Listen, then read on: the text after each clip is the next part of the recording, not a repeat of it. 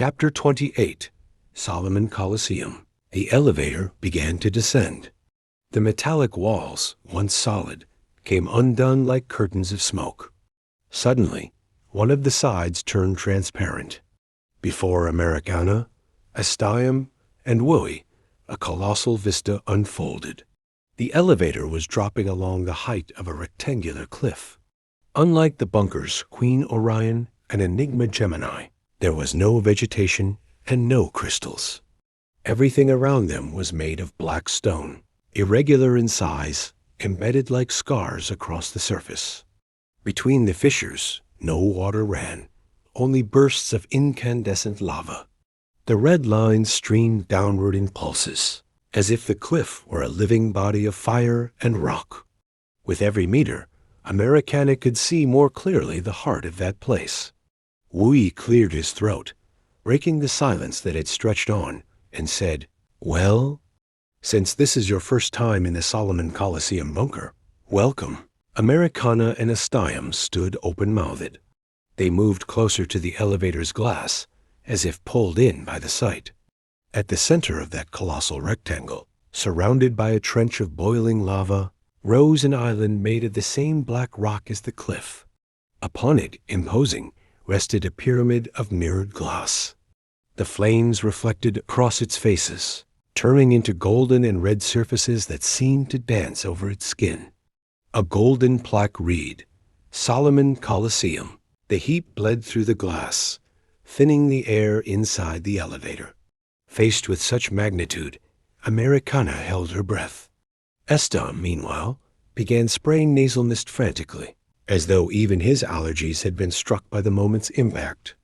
The entire environment felt laden with solemnity.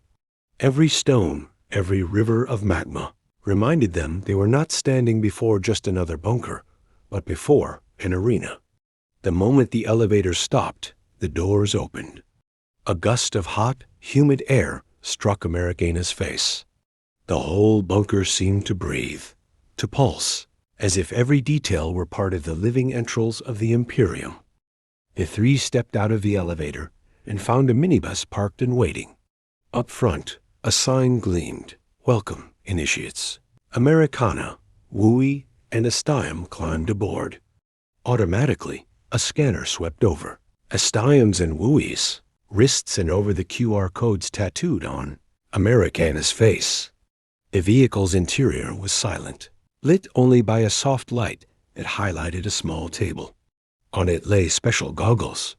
A clear message, fixed beside them, instructed them to put them on. After they settled into their seats, the door shut with a dry click. The vehicle began to move, crossing the bridge that led to the artificial island where the Solomon Coliseum pyramid rose. Americana put on the goggles. Instantly, a robotic voice echoed in her ears, while graphs, drawings, and captions projected themselves before her eyes. The moment the goggles activated, darkness ignited into light. The robotic voice, solemn and measured, announced, "FOEDUS Initiates. Welcome to the Solomon Coliseum bunker. As you proceed toward the pyramid, follow the projection of essential information." The lenses showed the translucent pyramid rising at the island's center, a colossus of mirrored glass reflecting the flames of the lava trench. The robotic voice said, "The pyramid is the outer layer of the Coliseum. Its function is to protect and amplify the inner arena. Built in reinforced translucent glass, it fully encloses the oval structure situated inside it. Within it rests the Solomon Coliseum arena, composed of walls, facades, galleries, circulation areas parking, commercial sectors, and all the infrastructure required for millions of spectators. The hologram passed through the glass surface, revealing the colossal oval arena. The robotic voice continued, "The Solomon Coliseum has an oval shape. The length of its major axis is 5,670 meters. The width of its minor axis is 4,680 meters. The external facade reaches 250 meters in height. The perimeter measures 16 kilometers. The usable internal area corresponds to 2,300,000 square meters. Total capacity is 7 million spectators. Americana's eyes widened.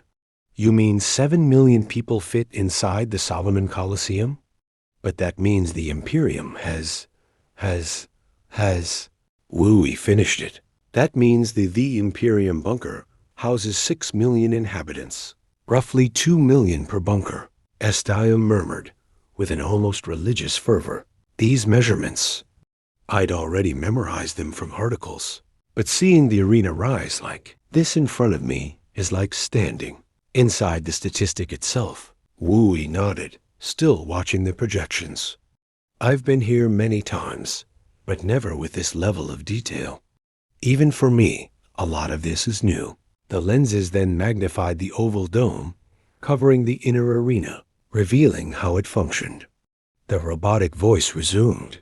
The Solomon Coliseum dome is a translucent oval vault. Covered length, 5,670 meters. Covered width, 4,680 meters. Maximum height at the center, 700 meters. Structural thickness, 50 meters. Active internal surface corresponds to 80 square kilometers. The entire dome is clad in microorganic LED technology with resolution above 10K, projecting images across all surfaces, internal and external. The simulated images came alive. Space transfigured into an ocean of glittering symbols, as if the inner sky could reconfigure itself without end. Estiam let it slip. It is the Imperium's largest living screen. And this time, it is not an exaggeration. Wooey leaned forward, steady, with a half smile. You are still only seeing the skin. What comes next will make this feel like nothing but a prelude. The lenses shifted focus. The pyramid dissolved into transparency, and the projection highlighted the colossal figures surrounding the arena. The robotic voice went on. The Solomon Coliseum is guarded by 144 monumental statues. On the exterior rise the 72 angels of the Shem HaMephorash. Each stands 40 meters tall, set upon 10-meter pedestals. Inside the arena stand the 72 demons of the Ars Goetia. Their forms are 25 meters in height, raised on 5-meter pedestals. The projection rotated in 360 degrees. The angels blazed along the oval facade, while the demons lined the arena's interior, silent giants lying in wait. Americana held her breath. The images were so sharp, it felt as though the figures returned her gaze. Estiam raised a hand, as if he wanted to touch the lens. 72 angels and 72 demons. An exact correspondence with the names and seals. I read about it in fragments, but I never thought it was literal. Wooey spoke low, but firm. Each statue has a purpose. None of them is there merely to ornament. The hologram then drew closer to the arena's heart. Luminous symbols ignited in concentric layers, highlighting central elements. The robotic voice explained, central elements. At the intersection of the track lies the Altarex, a platform of reinforced glass, the axial point of ceremonies. At the structural center is the axial vault, which safeguards the Ars Goetia and Shem HaMephorash seals, as well as the original King MatNat sphere. Watching over this nucleus is the Guardian, Lacrimosa. Guardian Lacrimosa? What is that? Americana asked, her voice marked by a mix of curiosity and dread. Pray you never find out. Seriously. If you see it, it might be the last thing you see in life, or even in the afterlife. Wooey's answer came with a shiver that ran through his body. Americana recoiled instinctively in her seat, a chill climbing the back of her neck. Estiam whispered, almost without a voice, Lacrimosa. The name was in the records, but without explanations. Wooey did not take her eyes off the projection, as though the vision were passing through her completely. The Solomon Coliseum is not just an arena. It is a living organism, and Lacrimosa is its deadliest weapon. The lenses slowed the images until the pyramid was projected whole again, imposing, resting on the black island. The lava's reflection glittered across its translucent faces, as if the very structure carried a heart in combustion. The robotic voice concluded, keeping its ceremonial tone. Initiates, the Solomon Colosseum is not merely an arena. It is the synthesis of technology, myth, and power within the Imperium. Every stone, every seal, and every statue was raised to bear witness to the games that define the destiny of humankind. Keep these data. They are not numbers. They are the measure of the order to which you now belong. The hologram faded slowly. The lenses returned to showing only the real landscape. Outside, the bridge stretched onward over the incandescent trench toward the pyramid. Americana remained silent, her fingers clenched around the seat, still feeling the gaze of the projected statues. Astiam adjusted the goggles on his face and murmured, steady, almost reverent, "Now I understand why this place is described as the heart of the Imperium. Nothing compares to it." Wooey took a deep breath, adjusted her top hat, and rested her hands on her lap. "You are about to see the Colosseum for real. The tour ends here. What comes next cannot be translated into images." Americana removed the special goggles and turned to the window. Outside, the minibus advanced along the stone bridge that linked the elevator, level to the pyramid raised upon the artificial island. The river of lava burned bright, its light reverberating through the air. More than seeing it, Americana could feel the heat crossing the space, seeping through the vehicle's walls and touching her skin. The minibus pressed on, flames reflecting on the pyramid like living mirrors, until the colossal entrance began to take shape before them. The moment they crossed the gate that granted access to the pyramid, Americana was startled. From every direction, people threw themselves against the minibus windows, pounding, screaming, some in tears, others in frenzy. "Calm down, everyone. These are just the Imperium's most fervent inhabitants, huge fans of the King MatNat games," Wooey said, raising her voice to be heard. "They do this to every group of initiates, to every equal 1-0 academic, every year. They are just excited about the return of the games." Americana still felt her heart hammering in her chest, her breathing broken into fragments. She forced herself to look again, more carefully, and then realized it was not an attack. Those people were celebrating. Some kissed the vehicle's metal, others shoved each other to reach it. Whoever managed to touch it would soon bring a hand to their own forehead or heart, as if something sacred had passed from within to without. "Now I see why they say King MatNat is the Imperium's religion," Astiam remarked, spritzing nasal spray as he tried to keep up with the scene. "These people are acting as if we were Jesus Christ himself, performing miracles." "In one thing you are right, Astiam," Wooey replied, her tone almost solemn. "We will perform miracles, but not like Jesus Christ. We will perform miracles through the pact we will forge with the demons inside the Colosseum. Everyone here recognizes the importance of the knowledge they bring for the advancement of the population, for the advancement of humankind." "Wow! Look at that!" Astiam suddenly exclaimed, pointing toward the front of the vehicle. "It is even more surreal than the books and articles describe."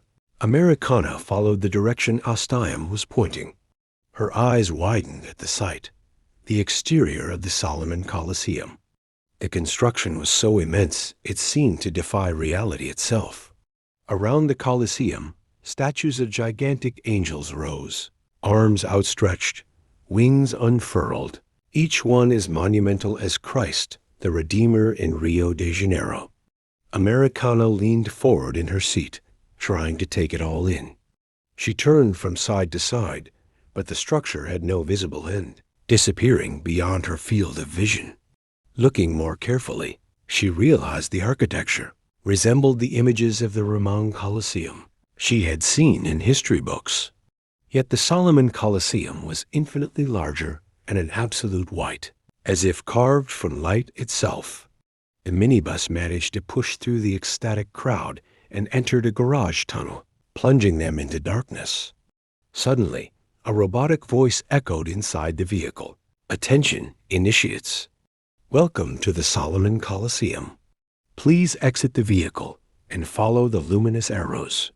FOEDUS. The doors opened at once. At the same time, arrows of light appeared along the walls, indicating the way. Americana, Wooey, and Astium stepped down and began to walk through the corridor, guided by the arrows. They walked for nearly 2 minutes until they reached an elevator. The moment they stepped inside, the robotic voice echoed again. FOEDUS, initiates. Please bring your King MatNat sphere close to the reader." Wooey raised her sphere before the scanner. A green light spread across the object, a metallic sound reverberated through the elevator, and the voice announced, "Initiate Wooey Helg recognized." Astium and Americana repeated the gesture, passing through recognition as well. Soon after, the elevator began to move. A few seconds passed before the doors opened, revealing a waiting room. All the other initiates were there, accompanied by Patron Uvo. "At last you are here. Come on, get dressed for the opening. We are already late. We cannot afford to delay," Patron Uvo said firmly, pointing toward the dressing booths arranged in a corner. Americana stepped into one of the stalls. She removed the Dior 1947 collection dress, storing it in a locker, and put on the attire reserved for initiates, a white jumpsuit studded with gemstones, which soon adjusted itself to the contours of her body. Over it, a long cape trailed along the floor with a hood and mask of the same color. Americana put on the mask, pulled the hood over her head, and stepped out. Outside, Wooey and Astium were already ready. Alongside the other initiates, they formed a line. "Quickly, quickly. We have no more time to waste," Patron Uvo ordered. Americana joined the group, and the march began, Patron Uvo at the front. They followed a long corridor submerged in darkness. That was when Americana began to hear a strange sound, almost monstrous, reverberating through the walls. With every step, the noise grew louder, as if something colossal were drawing near. The corridor emptied into a portal that opened onto an immense space. Americana, being the last in line, was the last to cross through it. A sound surged to a deafening peak, so intense it seemed to explode in the air. Americana's heart shot up. Instinctively, she raised her hands to her ears and shrank back, expecting to be attacked by that invisible presence. A rough shove made her nearly lose her balance. Patron Uvo stared at her with severity. "What are you doing, you idiot?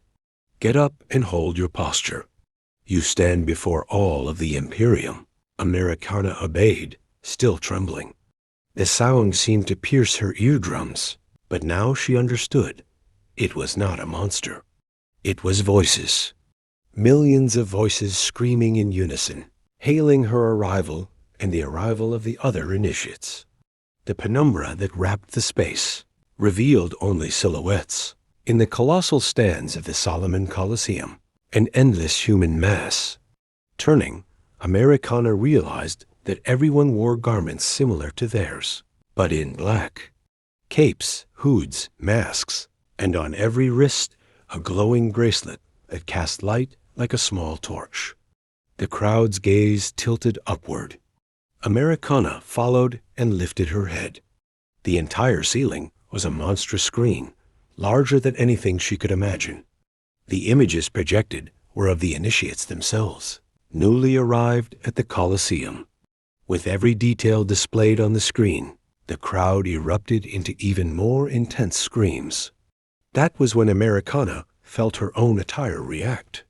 The gemstones embedded in it began to light up, radiating illumination. The same happened to the clothes of the other initiates. The crowd's response was immediate, absolute delirium. A new nudge pulled her back. It was Patron Uvo saying, "Pay attention, you stupid girl. Keep up with the group. Everyone is watching. Move," Patron Uvo snarled. Americana lifted her eyes and saw the other initiates already, nearly 4 meters away. She ran until she caught up, her heart racing with fright and shame. The group climbed toward an exclusive section of the stands. "Hey, Americana, Astayam here." Wui's voice cut through the uproar. She gestured toward a row of seats. Americana approached, and Astayam arrived right after. "Look, the seats are marked by cell separation. We have to sit together here," Wui said, pointing to the chairs with their names side by side. "My God, this is really madness." Astayam sank into his seat, eyes sweeping over the packed stands. "I never imagined a place like this could exist. I admit I'm scared." Americana's voice came out a little shaky. "At first, it is a little frightening. Then you get used to it," Wui replied, trying to comfort her. Then a woman appeared before them, wearing a black cape, hood, and mask. She carried a large tray in her hands. "FOEDUS, blessed initiates. What will you choose?" she said, holding the tray out to the group. Americana peeked at the contents. Everything was made of potatoes, prepared in different ways, each option identified with a small placard. There were fries, baked potatoes, mash, broth. A strange banquet, almost caricatural in its monotony. "FOEDUS. I won't have any, thank you." "I'm not hungry," Americana said, hesitant. "No, Americana," Wui cut in, serious. "It is mandatory. You must choose some kind of potato and take one of these little cups of potato broth. It is for our holy supper. It is part of the ceremonial. Soon you will understand." "Okay." "Then I choose fries," she replied, taking a portion in a small cup of potato broth. Astayam and Wui also chose fries, without questioning. Gradually, the roar of millions of voices inside the Solomon Coliseum began to subside, until only an expectant silence remained. It was as though everyone knew the liturgy was about to begin. The gemstones embedded in the initiate's attire intensified, emitting a pulsing light. Americana realized the same was happening with the crowd's bracelets in the stands, which now shone with an almost blinding intensity. Suddenly, lights flared across the entire expanse of the Colosseum. They revealed stained glass panels nearly 30 meters high, like the windows of a Gothic cathedral. Before them, encircling the arena, rose the 72 statues of the Ars Goetia demons. As with the Shem HaMephorash angels outside, each demon displayed unfurled wings and outstretched arms, imposing itself before the stained glass.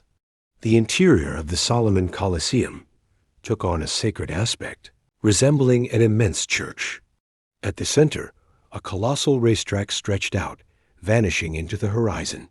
Americana noticed that she and the other initiates were positioned before the point, where the track crossed, forming an X. Above that intersection floated an immense stage, suspended in the air. Then the entire ceiling of the Solomon Coliseum, itself a gigantic LED screen, lit up. The sound of a harp echoed through the space, spreading in ethereal waves. And a female voice, sweet and hypnotic, began to sing, repeating the same words in ritual cadence. "O give thanks unto the Lord, for he is good, for his mercy endureth forever. O give thanks unto the Lord, for he is good, because his mercy endureth forever. For the Lord is good, his mercy is everlasting, and his truth endureth to all generations." Then the music ceased. 3 full seconds of silence hung over the millions of spectators in the Solomon Coliseum until a male voice, deep and powerful, shattered the stillness and claimed every corner of the space. FOEDUS, the Imperium. King MatNat means gift of the king. The Colosseum erupted into thunderous applause, a roar that seemed to shake the air itself. Americana turned toward the voice. It came from the center, exactly where the X was projected. Her eyes locked onto the figure standing upon the floating stage. For an instant, she had the sensation that everything was blurred.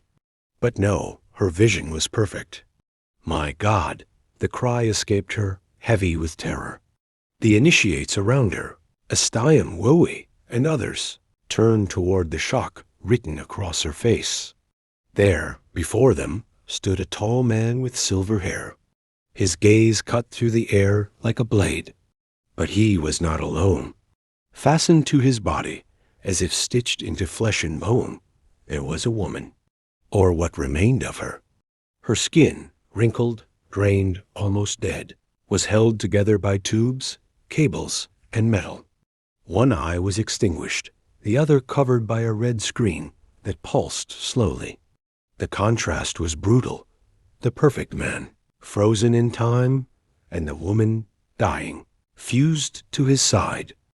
Realizing everyone was staring at her, Americana hurried to justify herself. I am sorry. I did not mean. I mean, it was just the shock. I have never seen anything like it. Calm down, it is all right, Wowie replied, her voice steady. That is CEO Magnum, president of the Imperium. Astayam added, his eyes still fixed on the vision.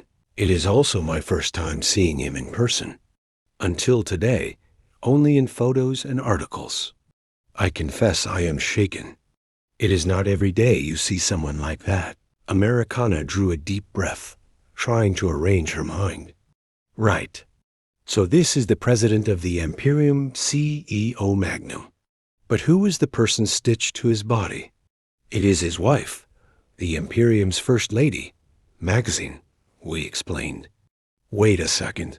Americana shook her head, confused. I thought they were conjoined twins. But is she alive? She looks like she is sleeping, or, in truth, she is in a vegetative state. Wowie tried to explain. How so? I still do not understand. Is she in a coma? Americana asked, the confusion unmistakable in her voice. She is in a vegetative state. That means her vital functions, like breathing and heartbeat, are preserved. But there is no consciousness. She does not perceive herself, nor the environment around her. Astayam watched Americana. Her expression made it clear the explanation still was not enough. Easy. I will break it down better, Astayam said, drawing a slow breath. According to some articles I read when I had access to the Imperium, CEO Magnum was born in 1867, as was his wife, Maxine. In 1943, Maxine began to suffer from an incurable illness. The following year, in 1944, she entered a vegetative state. Hold on. Americana cut him off, eyes wide. Are you telling me there are incurable diseases that not even the Imperium, this place so far ahead of humanity, capable of manufacturing clones, managed to cure? They could not save the First Lady? I mean, save Maxine? Not quite, Astayam replied, trying to be patient. What happened, Americana, is that Maxine entered vegetative state in 1944. And only in the following year, in 1945, did the Imperium's medical advances make a significant leap when Novak Strai emerged, Wowie added. Exactly, Astayam continued. According to the articles, Maxine was already in a vegetative state when that medical revolution began. Unfortunately, her condition was so advanced that they could not bring her back to normal. So as proof of eternal love, CEO Magnum used a technology that allowed him to graft Maxine's body onto his own. That is how she lives to this day, still in a vegetative state, sustained by her husband's body. It is true. My sisters told me that everything CEO Magnum eats, drinks, and does reverberates directly in the body of First Lady Maxine. Americana looked at CEO Magnum again and fixed her eyes on Maxine. It was impossible not to think that the woman looked like a dead parasite, dependent on the body of a host. Astayam let it slip out loud. If you look at it from a certain angle, it feels like a story of eternal love. Instead of turning off the machines that kept her alive, CEO Magnum chose to be the source of life that sustains the woman he loves so much. Speak for yourself. Honestly, I think this is rather bizarre. We let slip. Wait a second, Americana began to say. You said that both CEO Magnum and First Lady Maxon were born in the year 1867. That means the two of them are 157 years old. Exactly. Astium finished the reasoning. But since only CEO Magnum had access to the Imperium's medical technology, he stopped aging at 78. First Lady Maxine, on the other hand, kept aging. She kept aging, and she still is. Wooey completed. My sisters say that every year they install a new kind of tube or wire that connects her to CEO Magnum's body, which means her body is practically decomposing over time. Do not talk like that, Astium snapped back. What? But it is true. Every year she appears in public more and more aged, while CEO Magnum remains exactly the same, Wooey replied, without flinching. The applause echoed for nearly 7 minutes after CEO Magnum's first words. The applause gradually thinned until silence reclaimed the Colosseum. CEO Magnum lifted his voice again. The supreme God, the one and only true God, the God of Abraham, Isaac, and Jacob, the God of Israel, the God who gifted Solomon dominion over demons. Through that gift, humanity, every generation, was blessed by the wisdom that came from the demons who submitted to Solomon through the power of the 72 seals. Through mastery of the sphere, he raised both hands toward the heights.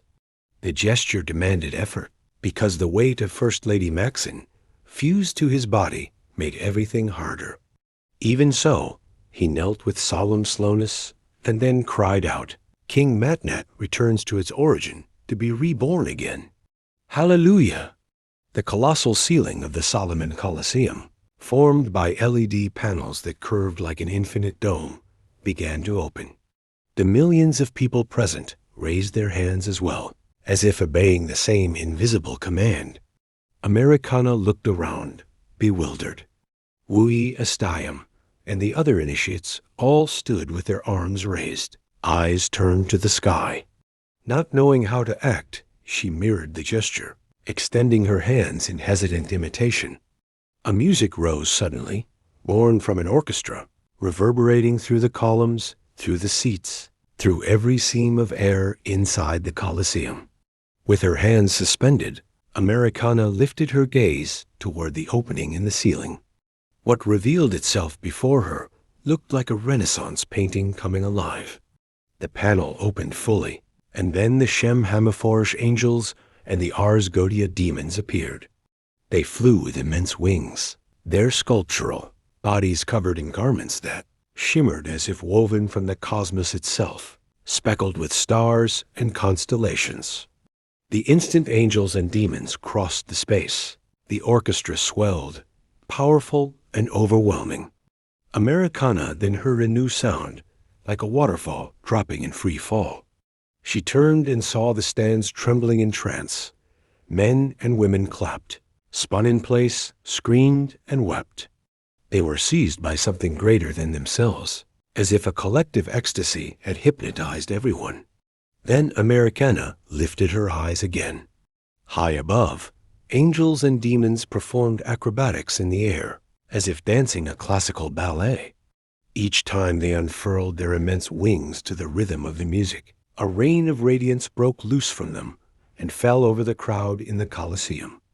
Americana realized that the moment that radiance touched people, they slipped into trance. She looked at the other initiates and saw the same thing happening to them. The radiance brushed them, and at once, they began to babble disconnected words, as if speaking in an unknown tongue. Confused, she turned to Wooey in search of answers.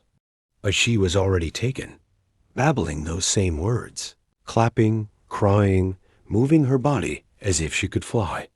Americana then searched for Astium, trying to find in him some thread of lucidity. Astium, what is happening? This is the reign of Pentecost." Before she could ask what that meant, a spark of radiance from the wings of angels and demons fell onto Astiam's head. Within seconds, he too was lost to the trance, babbling incoherent sounds, clapping, crying, and spinning in circles. Fear tightened around Americaina's heart. Still with her hands raised, she lifted her gaze. One of the angels hovered over her. His wings spanned at least 3 meters to either side. He beat them once, and a gust of blinding light poured down directly onto her. Americana remained motionless, arms outstretched. A spark of radiance settled on the tip of her left index finger. She fixed her eyes on that ember. The instant it touched her skin, she felt the ground ripple as if it were alive. Gentle waves ran through her body, rocking her in a rhythm she could not resist. Her movements surrendered. She no longer had control of herself. Suddenly, a flame sprang from the floor and climbed her legs. The fire advanced, took her body, reached her heart. The moment the fire touched her chest, Americana broke into tears. An intense peace and a joy overflowing flooded her being, greater than anything she had ever felt. Then the fire reached her mouth and touched her tongue. In that instant, she had the strange sensation that her tongue had taken on a life of its own. Unable to stop it, she opened her mouth and let loose a torrent of unknown words, an uncontrollable gush of sounds she did not understand. And the more she spoke, the more her heart filled with peace, joy, and happiness. It was as if every syllable spilled were fuel for an endless ecstasy. All that collective delirium, the dance of angels and demons through the air, and the orchestral music lasted nearly 30 minutes. Gradually, the spectacle began to shift. The demons, still flying, gathered at the center of the Colosseum. One by one, the angels drifted closer as well, forming a solemn circle around them. The music softened, trading frenzy for a ceremonial melody, heavy with reverence. The stands grew quiet, and every gaze converged on the center, where angels and demons hovered. Then CEO Magnum spoke again. "Praised be God for the reign of Pentecost." If only this feeling, this moment, could be eternal. He lifted his gaze, contemplating the celestial and infernal beings suspended over the Colosseum. His voice, amplified like the tolling of a metal bell, rang out once more. "Now the hour of purification has come. Inhabitants of the Imperium, receive the rite as our fathers received it, with fear, with jubilation, and with obedience. Bring the 777,000 young bulls, perfect and without blemish, so that their blood may speak for us. Let their life replace our guilt, and let their fragrance rise, fire upon fire, like covenant incense. Let what is impure among us be burned away, and let what is ours by right be restored." The Colosseum held its breath for a single heartbeat.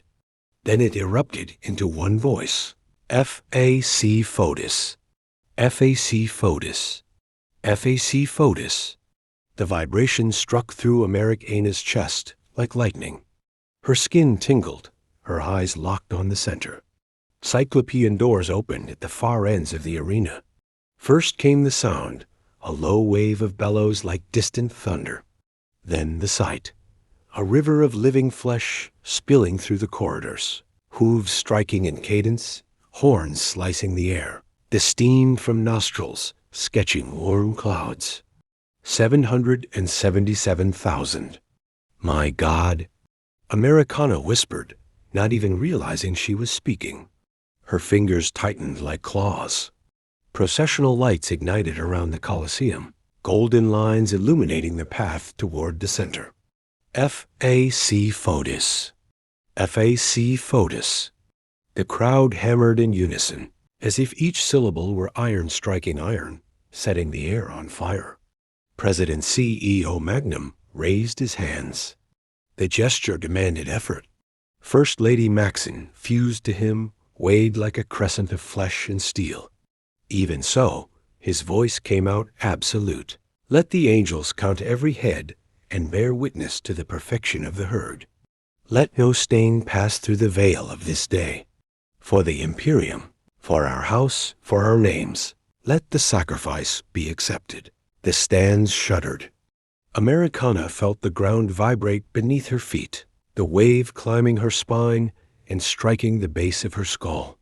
The animal mass already filled much of the arena, rolling under continuous pressure, hooves compressing in a living tide. The smell arrived like a slap, hot hide, crushed hay, sour sweat, the damp metal of fear. Americana drew a shallow breath. Her body answered with a tightening, as if it sensed that something larger than her was about to be fulfilled. F.A.C. FOEDUS. F.A.C. FOEDUS. F.A.C. FOEDUS. The cadence swelled, turning into a tide. Luminous bracelets in the stands pulsed in unison, and the gemstones on Americana's attire and on the other initiates responded, blinking on and off like hearts exposed outside the chest. CEO Magnum bowed his head like someone listening to a command buried in memory. Let the guilt of the inhabitants of the Imperium be brought into the memory of fire. Let the law be satisfied. Let the covenant be renewed. Begin the presentation. The ceremonial sirens sounded in 3 long notes. Inner doors opened, releasing new streams of young bulls, funneled through secondary corridors. The sound of hooves conquered the space, a war drum crushing any other noise. Americana felt her eyes burn, a mixture of heat, reverence, and emotion she could not name. Beside her, Wee Wee's face was washed in light, her eyes fixed.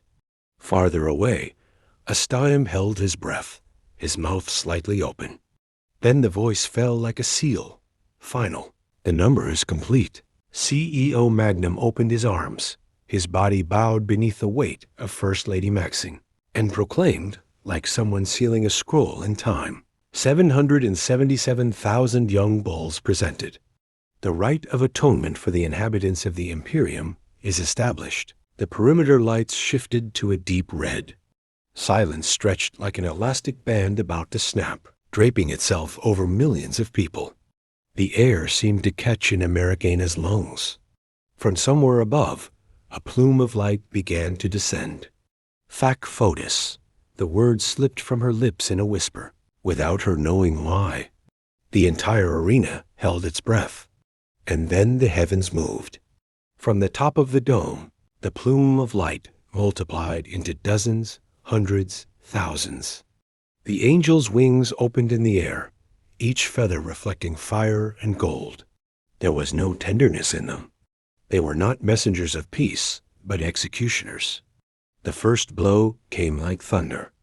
A flaming sword plunged onto the herd, ripping through flesh and bone in a single furrow.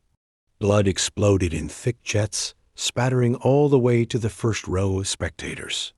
The crowd's roar detonated in answer. Kill! Kill! Kill! F.A.C. FOEDUS. Americana's eyes flew wide.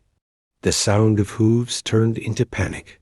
The young bulls bucked and thrashed, shoving into one another, bellowing in despair. But the angels were faster, more brutal. They cut through the air in perfect lines, carving throats with mathematical precision. Every cry of pain was swallowed by the euphoric clamor of the crowd. The sound of splatter was inescapable. Blood ricocheted off the floor, off bodies, even onto the steps of the stands. Americana turned, hoping to find lucidity in the others. Wooey was in trance, repeating the audience's words in ecstasy. Astiam trembled, but his lips moved too, shouting, Fac FOEDUS, as if it were the only language left. Wings struck the air, and with every strike, an animal went down. The angels flew in lethal zigzags, swords flaring like lightning. Blood surged like an inverted rain, rising in arcs before collapsing into crimson cascades. The arena was turning into a red lake, bodies stacking into shapeless heaps, entrails sliding toward the channels that drained the Colosseum. Americana tried to move, but her legs shook under the weight of what she was seeing. Every time a bull fell, she caught the eyes, wide open, still alive, still terrified. The angels did not stop. They danced in the air as part of a bloody ballet, wings spread, swords falling, throats opening. The floor became a mud of blood and flesh. The smell of iron, hay, and fear scorched the nostrils. One angel passed so close that Americana saw his face. It was beautiful, but hollow. Glassy eyes, a sealed mouth, no emotion. Only obedience. In the next instant, he dove onto 3 young bulls and tore the life from them, with the chill of an executioner. The arena was a living cemetery. And yet the audience trembled with exhilaration, bracelets blazing in blinding pulses, voices united in a chorus of hysteria. F.A.C. FOEDUS. F.A.C. FOEDUS. F.A.C. FOEDUS. Americana covered her face with her hands. Even so, she could not blind herself to the vision. The massacre seemed endless. And then, when the last young bull fell, the arena sank into silence. Only one final, solitary bellow echoed through the space. Then nothing, except the viscous patter of blood on the soaked floor. Americana panted, her chest rising and falling too fast. Her heart hammered.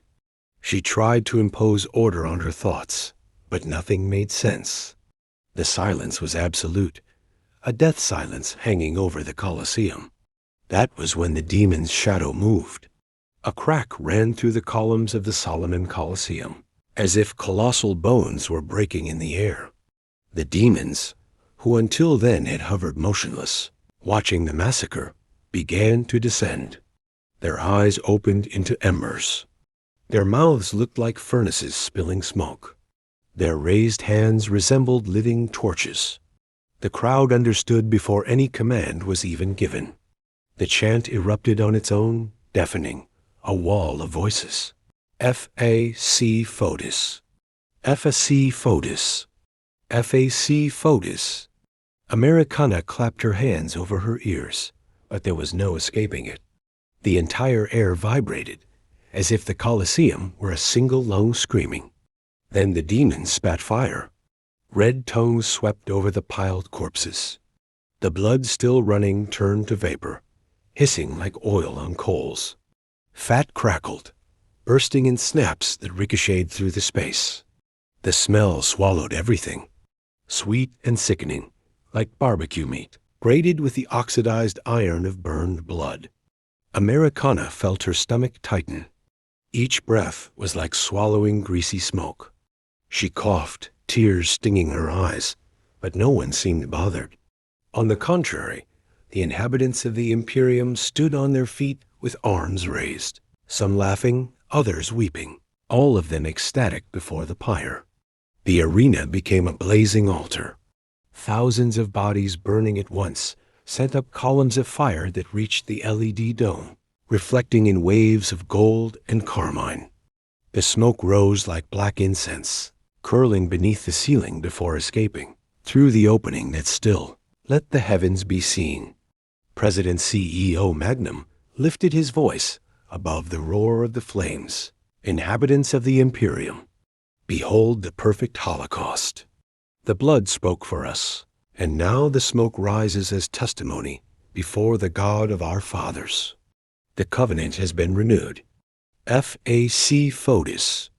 And the entire Colosseum answered in delirium, in a single frantic chorus. F.A.C. FOEDUS. F.A.C. FOEDUS. F.A.C. FOEDUS.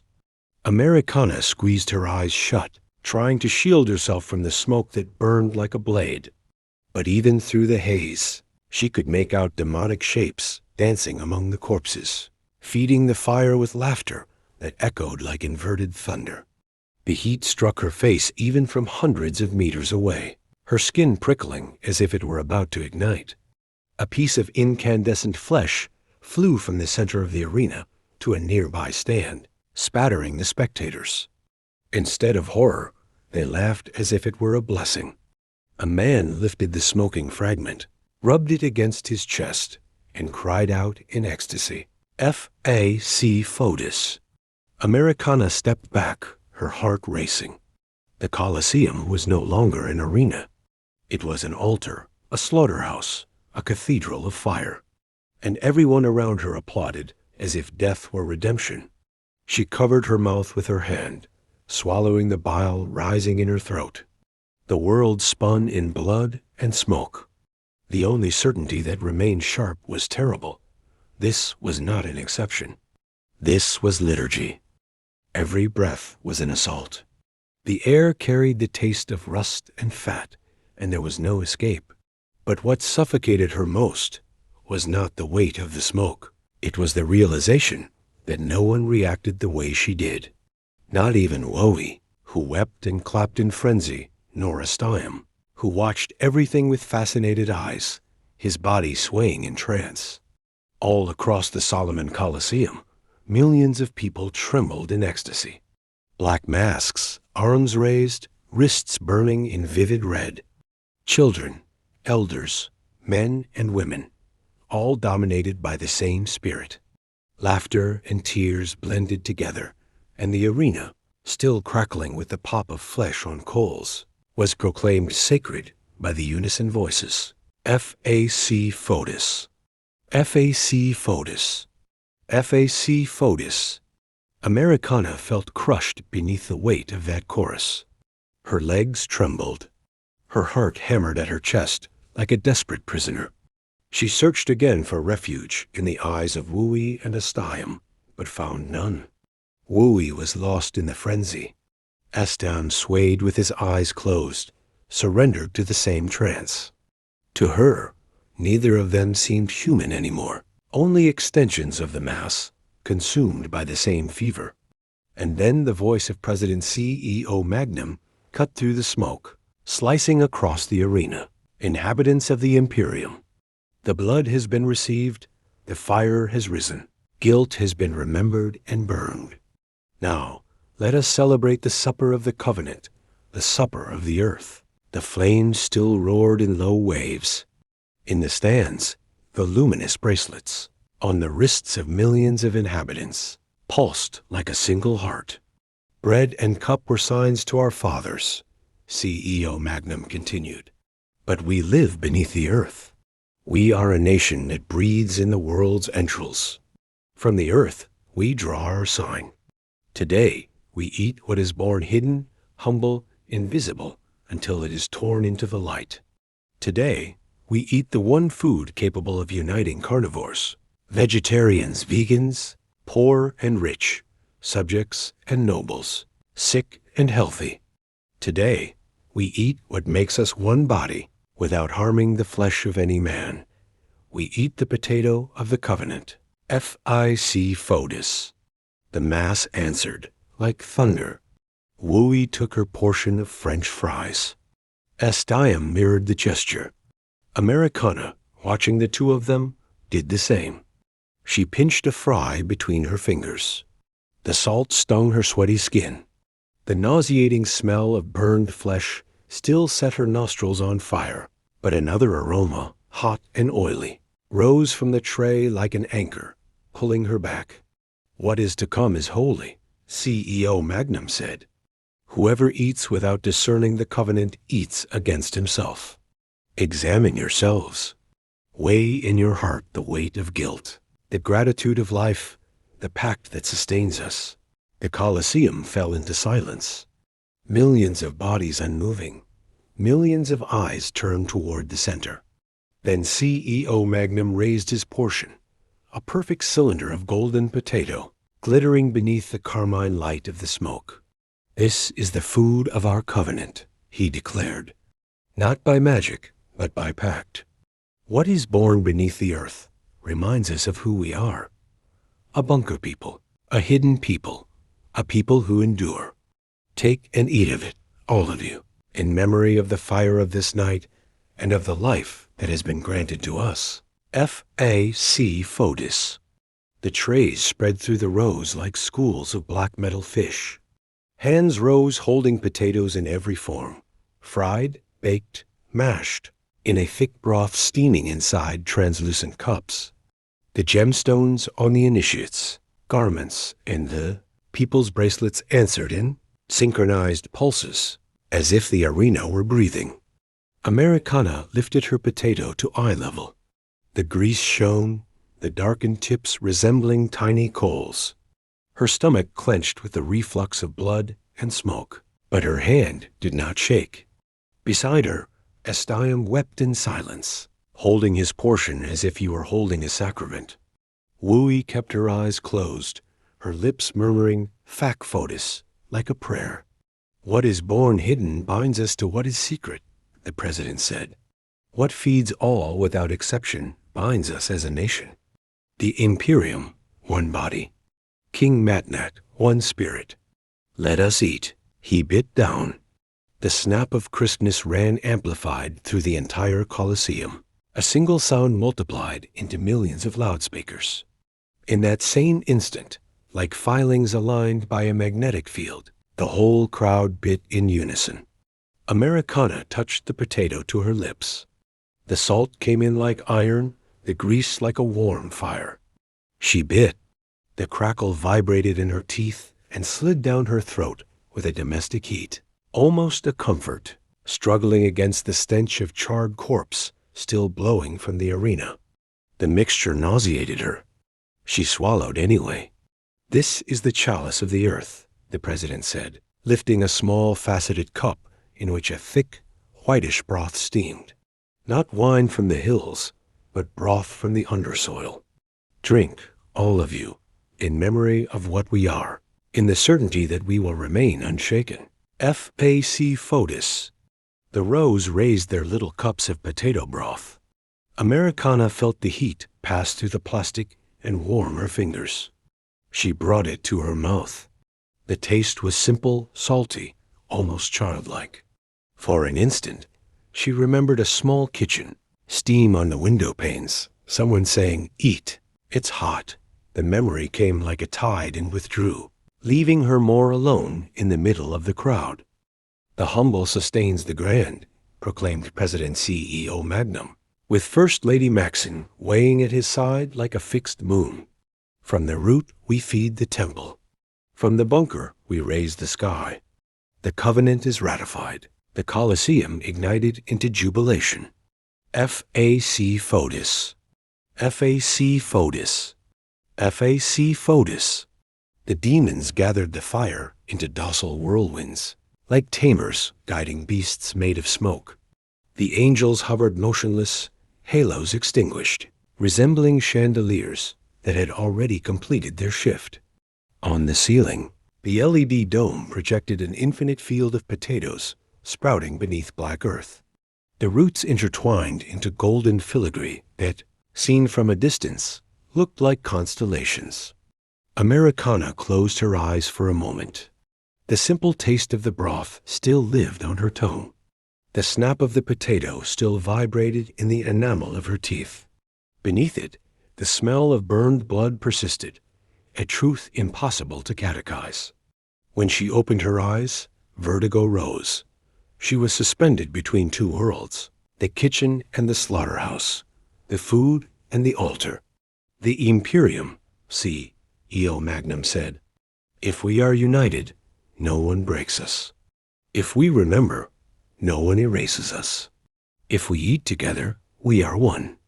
The supper of the earth is concluded." The last FAC FOEDUS came up deep, like the sound of a gigantic organism falling asleep after being fed.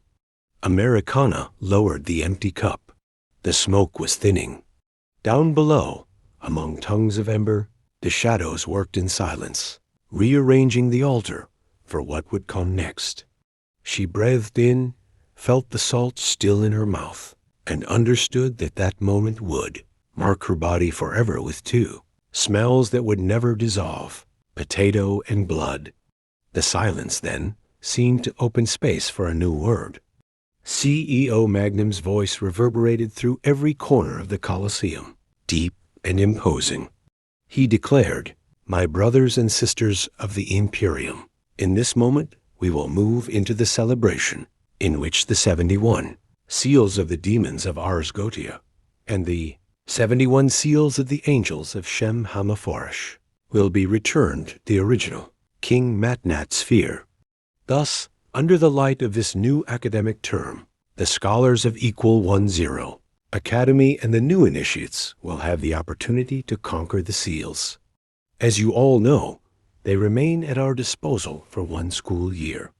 Then, they must be returned to the original source, to the original King MatNat sphere, so that the cycle may begin again. The Colosseum held a reverent silence before the president's words, and yet a collective vibration ran through the air. The tension was almost tactile, as if the entire space were breathing in unison. Then CEO Magnum raised his hand and spoke again. However, my brothers and sisters of the Imperium, as you may have heard, there is a rumor. People speak of an ancient enemy who may be planning to return to this bunker.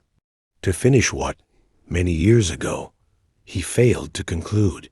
A thunderous crash cut through the Colosseum.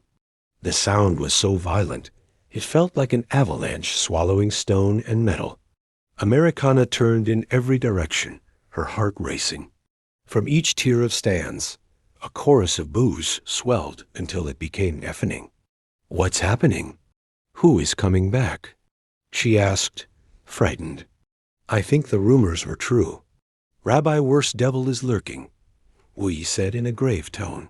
"Yes, he must be talking about him. He said an ancient enemy of the Imperium," Astiam added, thoughtful. CEO Magnum's voice rose again, powerful, drowning out the crowd. "Calm yourselves, my brothers and sisters.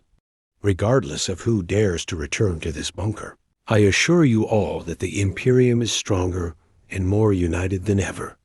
Nothing, no one, will cross our physical and spiritual barriers. And if they try, they will suffer terrible consequences." The Colosseum erupted in unison. FAC FOEDUS. FAC FOEDUS. FAC FOEDUS.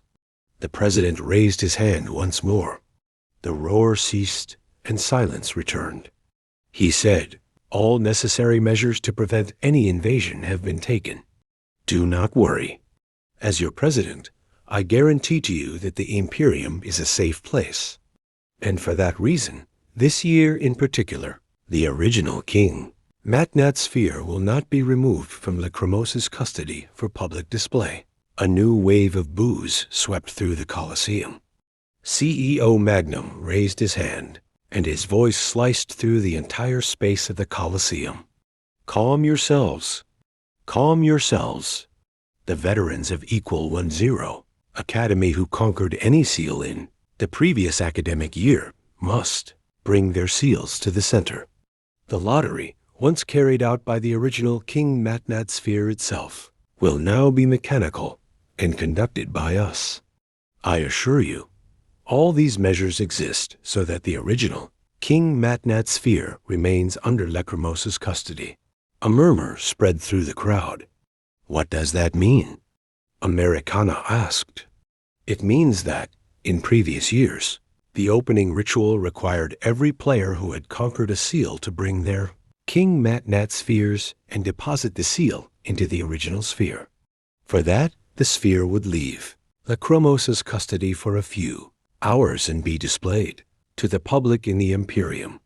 This year, as CEO Magnum has just announced, the original sphere will not leave Lachrymos's custody, not even for a few hours," Wu explained.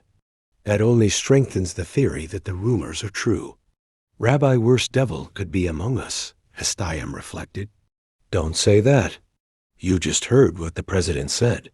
He stated that the Imperium is prepared and protected against any physical or spiritual harm." Wu shot back. "But if the Imperium truly is prepared for any unforeseen event and any threat, why wouldn't they display the original sphere for just a few hours during an important ritual that happens every single year?" Astiam countered. "CEO Magnum has always been a cautious man when it comes to the security of the Imperium. I think he simply wanted to make sure there isn't any breach, however small," Wu replied. "Either way, wouldn't it be more prudent on the President's part to simply replace the original sphere with a replica, just for this event? That way he wouldn't alarm people so much, Astayam observed. Wu Yi thought for a few moments before answering. Maybe, but CEO Magnum takes honesty very seriously. He would never even consider deceiving millions of citizens of the Imperium at an event as important as this. Or maybe he's doing this because he wants to send a message to someone. A message that the people hear, not even him, let themselves be intimidated by any threat, Americana said, her voice lower, as if thinking out loud. I agree with Americana's theory, Astayam and Wu Yi said at the same time, after a brief, thoughtful silence.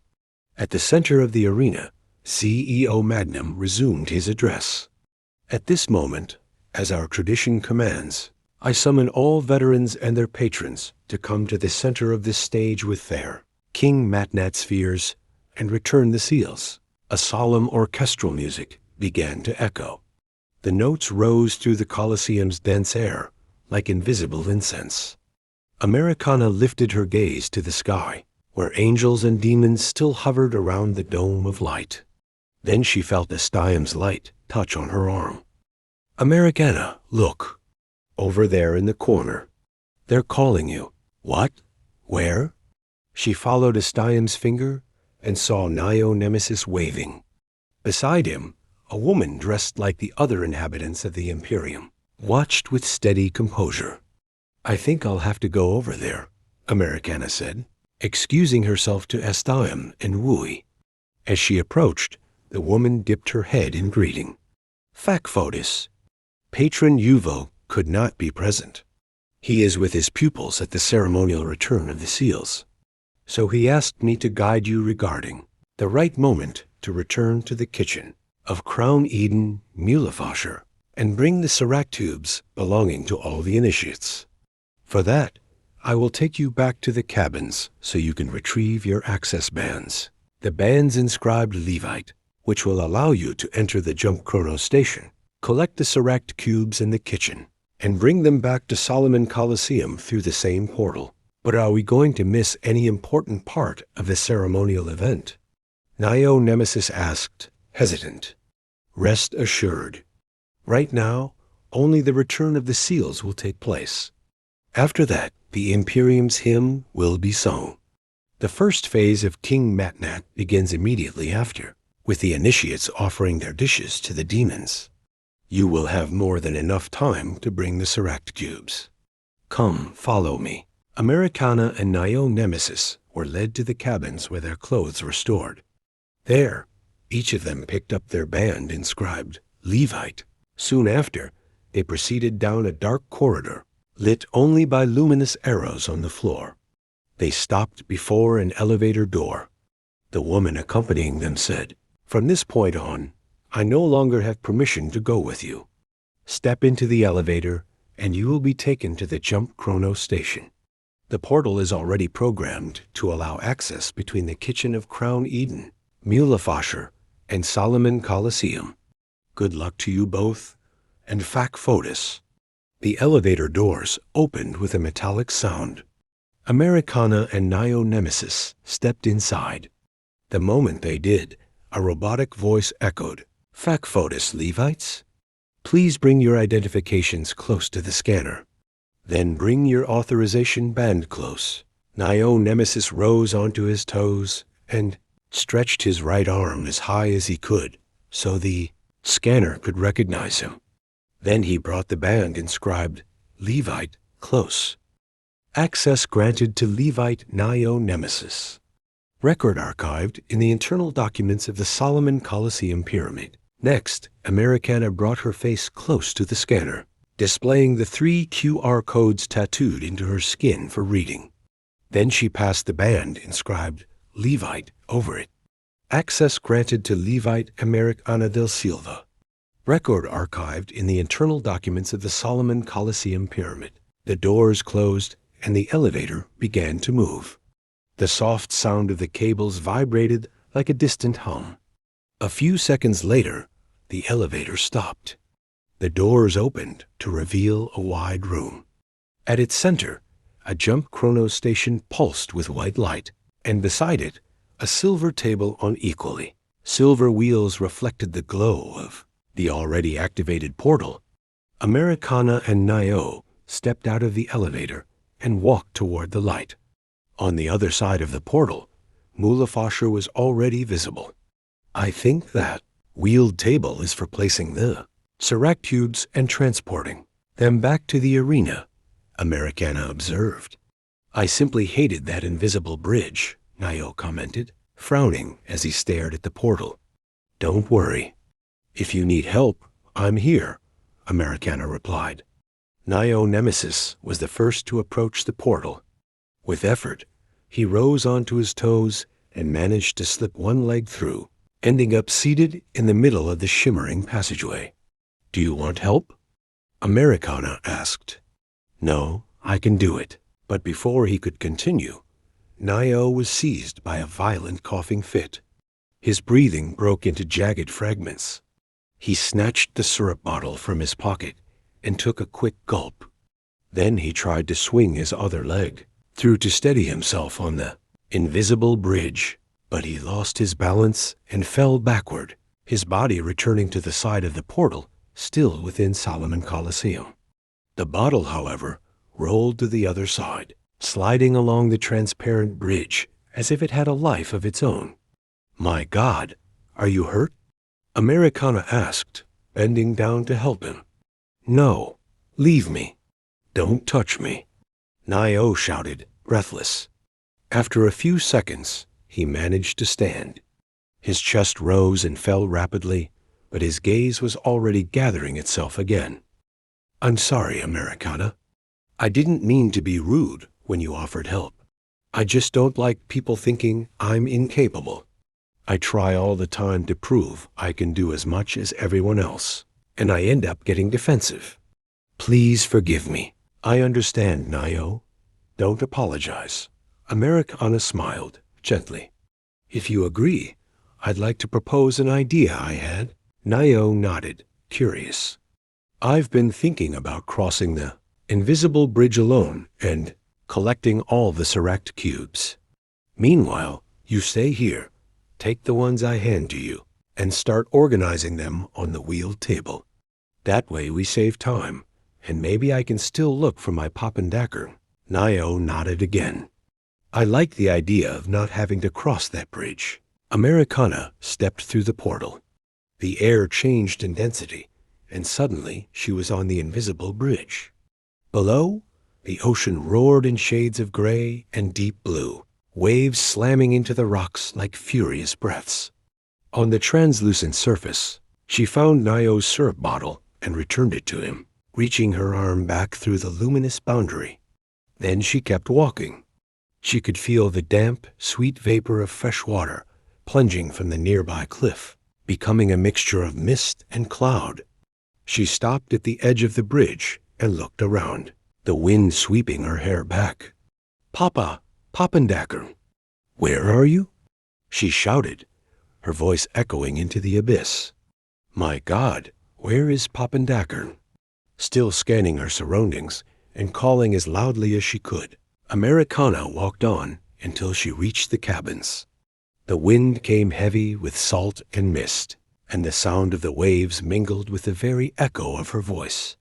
When she arrived at the spot where the tables had been arranged, she paused for a moment, watching the Seract cube's uneven glow, and thought out loud, I think I'll carry only 2 Seract cubes at a time. That way I won't risk dropping any. Carefully, Americana picked up 2 Seract cubes, their weight vibrating softly in her hands, and started back toward the invisible bridge. With every step, she called Pappendacker's name, turning her face from side to side, alert to any movement that might betray the presence of the plush robot. When she reached the portal, she held out the 2 Seract cubes to Nio. He balanced on the tips of his toes and managed to take only one at a time, placing them with precision on the wheeled table. Any sign of your Pappendacker? He asked. Nothing. Americana took a deep breath. I'll be right back with the others. She retraced the path, her voice echoing in the dense air, the sound repeating as if the cliff were answering her. She gathered 2 more Seract cubes, returned across the bridge, and handed them to Nio, repeating the cycle several times. A few minutes later, almost all the Seract cubes had been placed on the silver table. Americana reached the portal again, out of breath, and said, "Nio, this is your Seract cube. I carried them 2 at a time to make sure nothing happened to them. Only mine is still back there. I've been thinking, when I go back to retrieve mine, I want to look inside the cabins and a little farther ahead, see if I can find my Poppendakern. Do you think you can go on ahead, pushing the wheel table?" "Yes, I can, Americana. But are you sure you don't want to come with me?" "I'm sure, Nio. I need to find Papa. He's very important to me. He was a special gift, as you wish. Just be careful not to take too long and miss the offering of the dishes to the demons. Don't worry, Nio. Go on ahead. And thank you. Don't mention it." Nio set his Seract cube onto the table, braced his body, and began pushing it back toward the elevator. The silver wheels turned in silence, reflecting the portal's lights. Americana turned toward the invisible bridge, her gaze steady, and shouted once again, "Papa, Poppendakern!" The sound traveled into the abyss, dissolving into the wind like a call the sea itself seemed to keep. Americana kept walking across the invisible bridge. A few steps from the cliff, something changed. Suddenly, silence fell over everything. She looked around. The wind had stopped. The weather clouded over, thick, heavy. Not even the ocean's waves dared to make a sound. Something was missing, beyond the sound. Something vital, invisible. But what could it be? Then she saw it. Her stomach seemed to freeze, and fear climbed her back up to her neck, lifting every hair. Ahead, the fresh water spilling down the cliff began to lose its lightness. Little by little, it stopped floating, becoming a dense mixture of mist and cloud. What once defied gravity now yielded to it. The droplets began to fall toward the dark ocean. Americana's legs trembled. She tried to move, but no muscle answered. Beneath her feet, she felt something crack. She looked down and saw the ocean immobilized. No waves, no impact against the cliff. The world was suspended. Then she caught the subtle, sharp sound rising from below, like glass beginning to splinter. The invisible bridge, which she had never seen but had always felt, was beginning to crack. The surface beneath her feet resembled a thin blade of ice on the verge of giving way. Americana lifted her eyes, terrified. The fresh water kept falling, mingling with the ocean's salt water. When the fresh water that pours down from the cliff touches the ocean's salt water, it means the invisible bridge ceases to exist. The words slipped out trembling, almost a sob. Beneath her feet, the vibration grew. The bridge was coming undone. The invisible was becoming nothing. Then it happened. The last mist stopped turning into cloud, and the final remnants of the invisible bridge vanished. In an explosion of instinct, Americana gathered every last shred of strength and hurled her body toward the cliff. Splat! The impact echoed through all of Mulephasher. The wet, brutal sound of flesh against stone reverberated like a muffled thunderclap. Americana drove her nails into the rock, spread her legs, and tried to mold her body to the irregular surface. The inner part of her thighs began to bleed. She clung tighter, the skin of her arms splitting into deep scratches, blood mixing with the cold mist. It burned, but she didn't let go. With tremendous effort, Americana gritted her teeth and grabbed at the grass along the cliff's edge, trying to haul her body over the rough stone. The movement was slow, excruciating. Her fingers slipped, her nails filled with dirt. Still, she kept dragging herself until she finally reached the top. She lay on her back, breathing with difficulty. When she looked down at her own stomach, she saw her clothes completely torn. Her skin was raw, burning, with thin rivulets of blood seeping from the abrasions. My God! What just happened? Her clarity returned little by little. The adrenaline of throwing herself against rock was draining away, and in its place came the pain of her body, intense and real. Swaying, Americana forced herself to her feet. She squinted into the distance, but beyond the jump chrono station, she could no longer make out anything at all. Nayo, Nayo, please help me. Her voice echoed and was swallowed by the immensity. She paced back and forth, her heart hammering, and looked again at the water pouring down the cliff. The streams fell straight into the ocean. Nayo, the invisible bridge is gone. Please help me. Americana braced her hands on her knees, lowering her head. When she spoke again, her voice came out low, trembling like a prayer. Please, someone save me. Then she heard a sound, a deep, distant rumble, as if something were moving beneath the earth. She lifted her head with a start, hoping to see Nayo appear in the portal, but there was nothing. She stared at the fresh water, willing it to turn back into mist, into cloud, into bridge. But nothing happened. Suddenly, the ground shook. A heavy impact reverberated through the cliff, as if something gigantic were climbing it. Americana stepped back. The sound grew louder, a scraping of stone, blunt strikes, punctures into the rock. No, she murmured, backing away farther.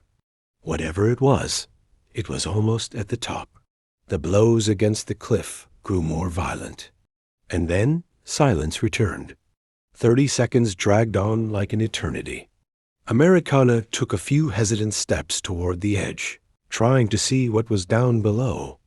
That was when a colossal shape leapt before her. The impact made the ground tremble. Americana fell backward, dazed. The sound of the collision against stone echoed through all of Mulefasher.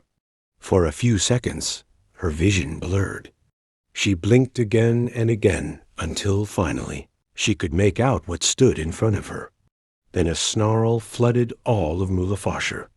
It was guttural, monstrous, deep enough to make the air vibrate. Squee, squee, grah. Americana felt her body weaken. The blood fled her face. She opened her mouth, but no sound came at first. Ah. The scream tore through her throat. Before her rose an impossible creature, at least 11 meters tall. A misshapen fusion of three natures. The body and snout of a dolphin, the legs and claws of a lion, the colossal teeth of a shark. Squee, squee, grah. The monster roared and snapped, the sound a mad mixture of clicking and growling. From its open mouth, a thick strand of saliva dripped. Americana took a step back, her heart hammering. Ah. All she could do was scream.